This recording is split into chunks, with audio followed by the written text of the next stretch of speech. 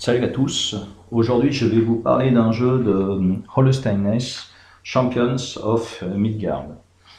Donc le thème ce sont les vikings et les contes et légendes nordiques. Essentiellement c'est un jeu où il va falloir combattre des monstres pour accumuler un maximum de gloire.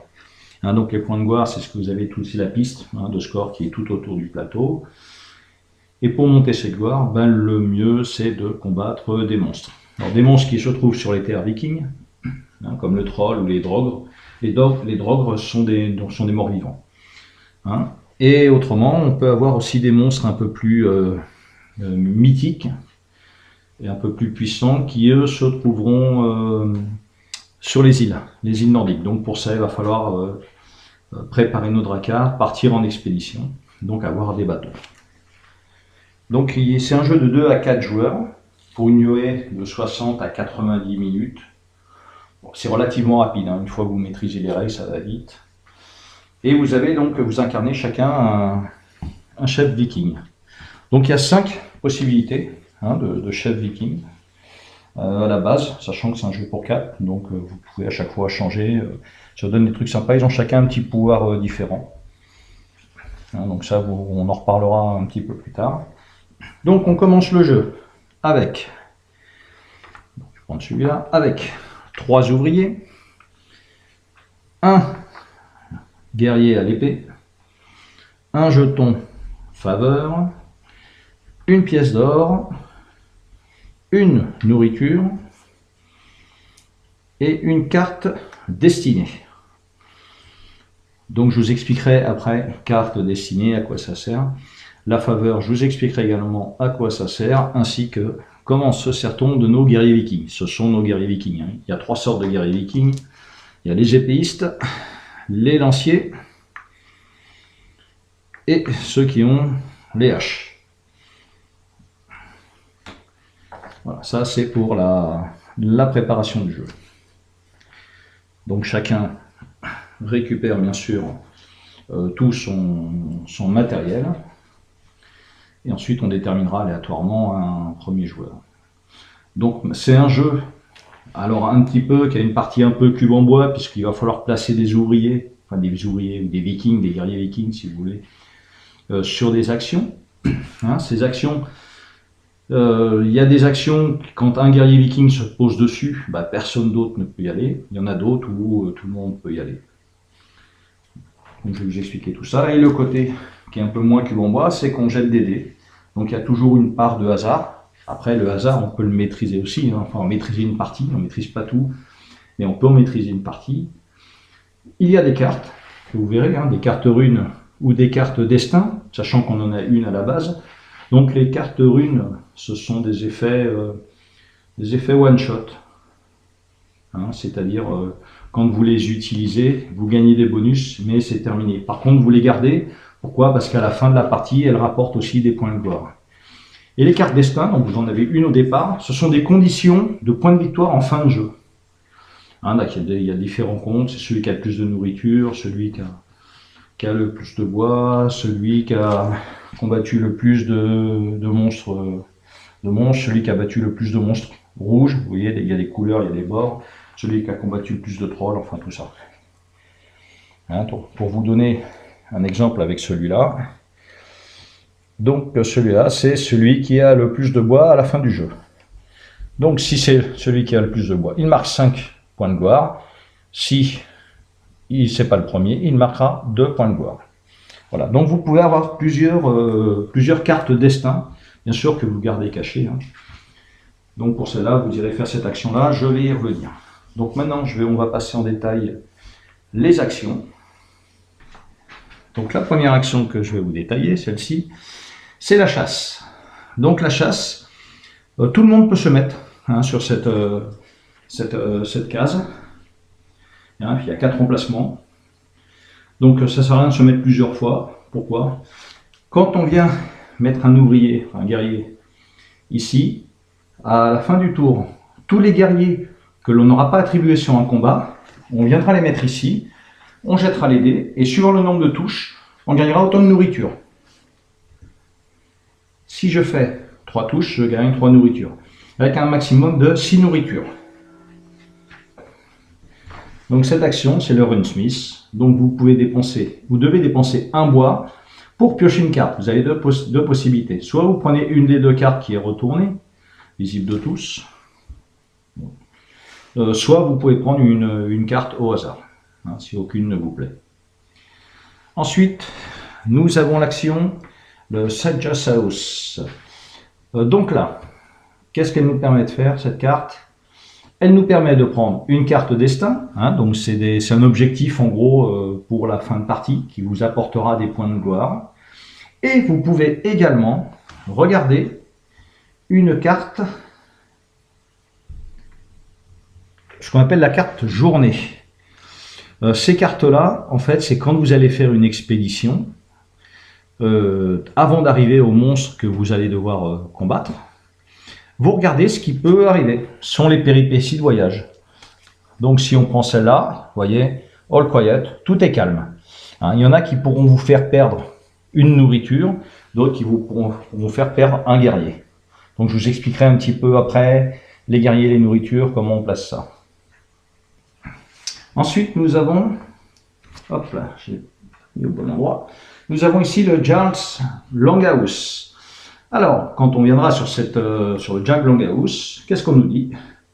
Prenez un des blancs, donc un guerrier épéiste, de la réserve, et en plus on prend le pion premier joueur. Hein, donc, pion de la réserve, c'est ça. Donc, et on vient le mettre sur son plateau, comme je vous ai dit tout à l'heure, hein, avec un maximum de 8 guerriers. Ensuite, à 4 joueurs, on commence chacun avec 3 ouvriers, on a possibilité d'en recruter un 4e. Donc, c'est le Worker Hut. Le Worker Hut, alors c'est particulier. C'est important de mettre un ouvrier de chaque couleur au départ. Pourquoi? Parce que le premier qui va se placer là va récupérer son ouvrier. Mettons que c'est le bleu, je récupère le bleu. Par contre, pour cela, je devrais payer 5 pièces d'or. Ensuite, celui qui viendra récupérer payera 4, puis 3, puis 2. Hein? Mais ça veut dire que quand il y en a un qui se place ici, les autres ne peuvent pas faire l'action. Et l'ouvrier qui est récupéré, on pourra s'en servir dans le tour en cours pour faire une action. Donc effectivement, on va payer plus cher au départ. D'un côté, ça vous permet de faire une action. C'est un truc qui peut être sympa. Ensuite, nous avons le Stave Church. Le Stave Church, ça permettra, en dépensant de l'or, une pièce, 3 pièces, 6 pièces ou 10 pièces, de récupérer des jetons de faveur. Les jetons de faveur, ça vous permettra, pendant les combats, en défaussant un jeton de faveur, de rejeter les dés qui ne vous plaisent pas. Ensuite, nous avons le marché. Donc le marché, c'est pas compliqué, c'est un troc. Hein. En gros, les 3 marchandises que l'on peut troquer sur ce jeu sont la nourriture, l'or et le bois. Et c'est du 1 pour 1. C'est-à-dire vous pouvez très bien troquer une nourriture contre un bois, ou 2 nourritures contre une pièce, un bois, ou une nourriture, voilà. Vous faites en fait le nombre de transactions que vous voulez. Vous n'êtes pas obligé d'en faire une seule. Hein, vous pouvez en faire autant que vous voulez. Ensuite, ici, le Swordsmith. Donc c'est l'épéiste. C'est là qu'on recrute nos guerriers qui ont les épées. Donc là, qu'est-ce qu'on dit? Vous prenez tous les dés qui sont au Swordsmith. Alors pourquoi tous les dés? Pourquoi? Parce que si à la fin du tour, les actions qui n'ont pas été prises, certaines, on rajoute de nouveau un bonus. C'est-à-dire si cette action à la fin du tour, personne ne l'a prise, au deuxième tour, ben, on rajoute un deuxième dé. Voilà. Hein, vous verrez, il y a 4 actions comme ça qui permettent d'augmenter le potentiel de l'action pour qu'elle devienne plus intéressante. Ensuite, nous avons ici le After. Donc le After, c'est le lancier. Donc c'est pareil, hein, prenez tous les dés rouges. Donc là, hop, on prend les dés rouges. S'il y en a plusieurs, c'est pareil, on prend tout. Ici, nous avons le Blacksmith. Donc le Blacksmith sont les haches. Donc exactement pareil que l'épéiste, le lancier et donc les haches. Et ensuite, celui-là, lui qui nous permet de récupérer de la nourriture. Hein, donc c'est qu'au départ, il y en a un. Si personne ne fait l'action, au tour d'après, on en rajoute un.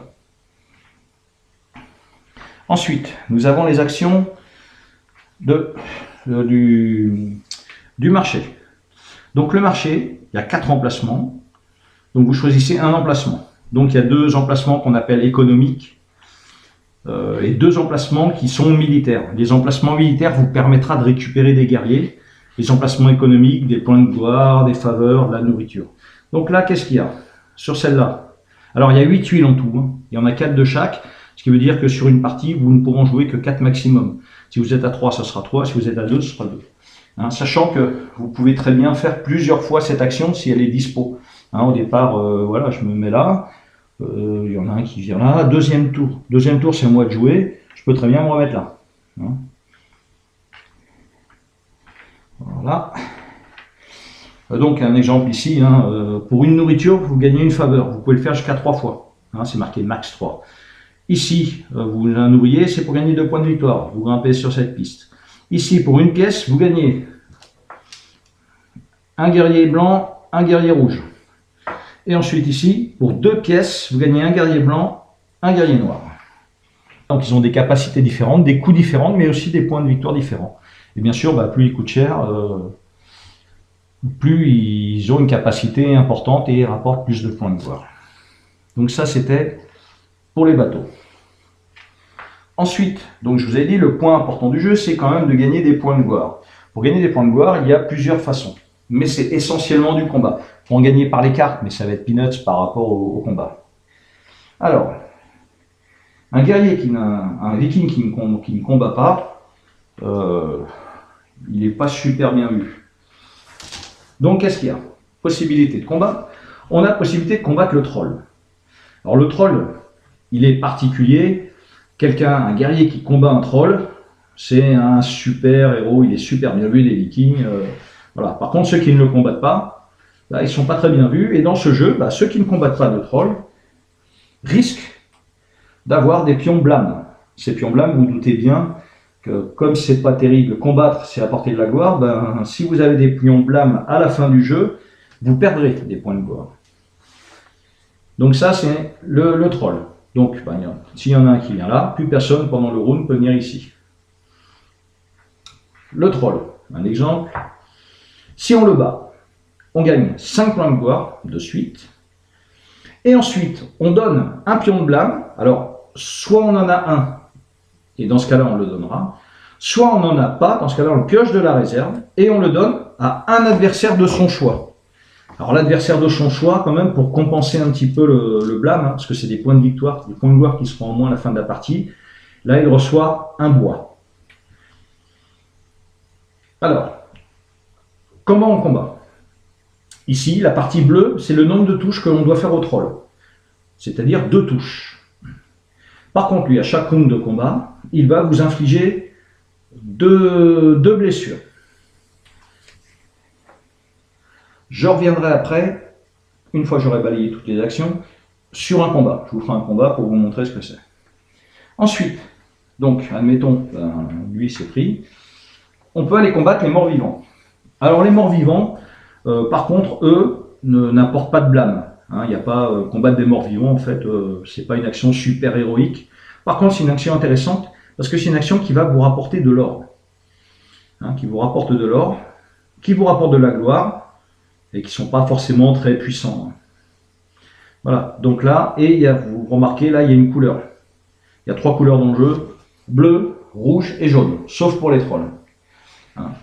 Je vous expliquerai à la fin, quand on fera la comptabilité des points de victoire, à quoi ça sert et que c'est important aussi de regarder les couleurs. Donc c'est pareil, il y en a un qui vient là, il y en a un autre qui vient là. Terminé, on ne peut plus faire l'action. Alors, pour combattre les fameux monstres mythiques, donc vous voyez, eux c'est tout de suite, c'est 8 points de gloire, 15 points de gloire, 13 points de gloire, on gagne des faveurs, qui permettent, je rappelle, de relancer les dés. Vous voyez, il y a des gemmes spécifiques, en fait c'est la couleur qui est autour, donc c'est pareil, eux aussi ont des couleurs. Donc derrière, on avait dit tout à l'heure, pour aller combattre ces monstres, il va falloir explorer, partir en bateau. Donc déjà il faut avoir un bateau, donc soit vous prenez un bateau public, mais une fois que vous l'aurez utilisé, il reviendra ici pour le tour suivant. Soit vous avez acheté votre propre bateau, Et dans ce cas-là, lui, vous pourrez le mettre après à chaque tour à partir du moment où vous mettez un ouvrier sur une des cases. Donc là, qu'est-ce qu'on a? On a une capacité de 10. Là, qu'est-ce qu'on lit? On lit que pour l'expédition, il faut qu'on dépense une nourriture pour nourrir 2 guerriers.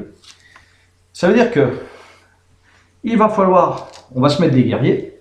Hein, par exemple, voilà, je dis, allez, je vais mettre, allez, je vais mettre 4 guerriers. Attendez, ça, hop, c'est mauvais exemple. Je vais mettre 4 guerriers. Hop, on va se mettre ça. Et puis, par contre, il me faut une nourriture pour 2 guerriers. Donc, je vais mettre 2 nourritures. Donc, s'il ne m'arrive rien, hein, si tout est calme, comme il y a la carte que j'ai soulevée tout à l'heure, on est tranquille. On fait notre voyage, on retourne la carte. Si par contre, on peut avoir une carte qui nous dit, bah, il y a une tempête, vous perdez une nourriture. On perd une nourriture. À partir du moment où on nous dit, pour une nourriture, vous pouvez nourrir 2 guerriers. Si on a une nourriture, on peut nourrir que 2 guerriers. On défausse 2 guerriers, avant même le combat. Et quand je dis on défausse, on les remet dans la réserve. Voilà. Donc ça veut dire qu'il bah, faut faire gaffe un petit peu à... J'ai envie de dire, faut des fois essayer de mettre un petit peu plus suivant le monstre qu'on va avoir à combattre. Après, ce qui est important de regarder, c'est le monstre. Hein, le nombre de touches qu'il faut et le nombre de dégâts qu'il inflige. Bon, le nombre de dégâts, on sait que la plupart du temps, ce sont des monstres qui peuvent être assez forts. Quand on va faire une expédition comme ça, on n'est pas sûr de revenir. Hein. Et maintenant, je vais vous montrer les combats, comment ça se passe. Allez, on va combattre un drôle. Alors, une fois que tout le monde aura placé ses ouvriers, on devra définir le nombre de dés qu'on va mettre sur un combat. Exemple, je suis le joueur bleu, et puis donc j'ai décidé de combattre 2 monstres.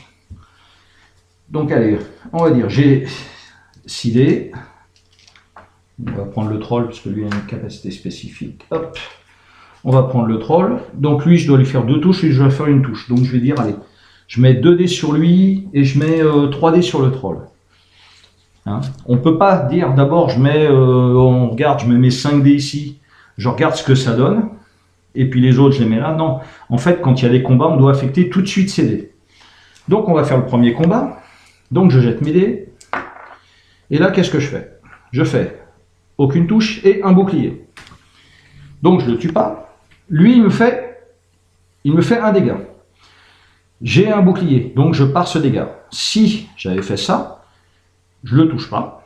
Lui, il me touche, je perds un guerrier. Et on y va, je rejette le dé. Dans ce cas-là, là, je fais 2 touches, donc c'est bon, il est mort. Par contre, lui, il me fait une touche. Donc une touche, je perds mon dé. J'ai quand même gagné, même si j'ai plus personne. Je gagne 3 points de gloire, 1 pièce d'argent. C'est un des rares endroits où on peut gagner de l'argent. Donc j'ai gagné, voilà, je récupère.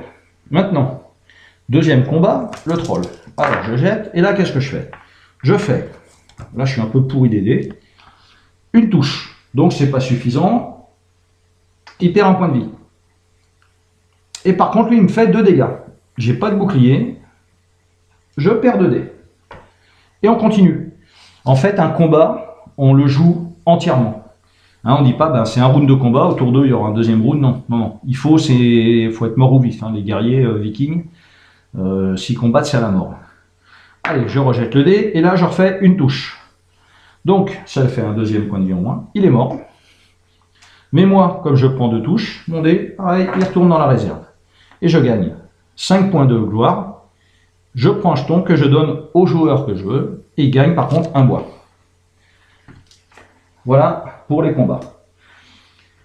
Là, certains ennemis sont un peu plus chiants à combattre. Ils ont des symboles en bas. Ces symboles, donc ici on a une hache. Hop, je ne sais pas si on la voit très bien. Voilà. Il a une hache. Ce qui veut dire que lui, si on veut le combattre, on ne peut pas y aller avec des dés noirs qui représentent les haches. Hein, on ne peut même pas garder les dés noirs en se disant si je fais un bouclier sur un dé noir, bah, tant mieux. Non, on ne peut pas utiliser de dés noirs pour le combattre lui. Pour le combattre lui, bah, c'est pareil, sauf qu'on ne peut pas utiliser d'épée, donc ce sont les dés blancs. Et enfin lui, ce sont les lances. Donc on ne peut pas utiliser le dé de la couleur où il y a les armes, même pour s'en servir de bouclier. Ou pour se dire, allez, comme ça j'y vais avec un peu plus, comme ça les pertes, je ferai d'abord tomber ceux qui ne me servent à rien. Ensuite, On va dire, voilà, j'ai attaqué avec tout ça. Allez, j'ai fait 2 haches. Voilà. Hop, donc là, qu'est-ce qu'on regarde?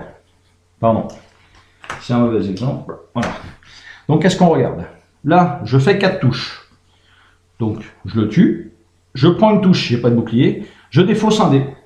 Et mes 3 dés, ben, je les reprends et je les remets sur mon plateau. Voilà, donc c'est intéressant aussi d'avoir un peu plus de dés, ça évitera au tour d'après d'aller perdre des actions pour récupérer des guerriers. Voilà, donc vous avez compris le principe du jeu. On va maintenant, une fois qu'on a terminé le premier tour, on va faire la maintenance. Donc la maintenance, pas compliqué, en bas on enlève les 4 monstres, on en remet 4 nouveaux.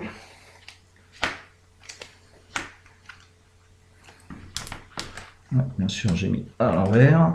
On remet 4 nouveaux. On tourne ici une deuxième carte. On avance. On avance ici le pion au deuxième tour. Et c'est reparti. Donc bien sûr, le premier joueur, on réinverse l'ordre du premier joueur. On remet... On rééquipe le plateau, c'est-à-dire là, on remet un dé blanc, là, on remet un dé rouge, là, on remet un dé noir, là, on remet une nourriture. Voilà. À la fin du 8e tour, ben, on recompte tout. Donc, on a les points de gloire pour les combats, on les a pris au fur et à mesure, on a avancé notre piste. En fin de partie, on compte les points de gloire que l'on a grâce à ces cartes. On regarde sur nos cartes destin si on a réussi l'objectif, ou les objectifs, hein, parce que je vous rappelle, on peut avoir plusieurs cartes destin.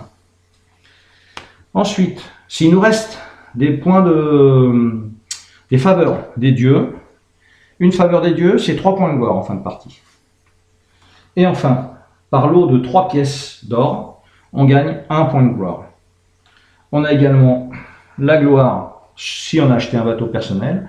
Là, j'aurai 6 gloires. Voilà. C'était l'explication du jeu Champions of Midgard. J'espère que ça ne vous a pas paru trop compliqué. Sinon, c'est que je me suis mal exprimé. C'est pas un jeu qui est compliqué. Et la prochaine vidéo, je vous montrerai une partie solo qui a été une adaptation solo, une variante solo qui a été faite par Larry Schneider. Et il y a une autre personne sur Board Game Geek qui a créé les cartes, je me souviens plus qui. Et voilà, je vous expliquerai tout ça en détail à la prochaine vidéo. Sur ce, je vous dis à plus. Salut!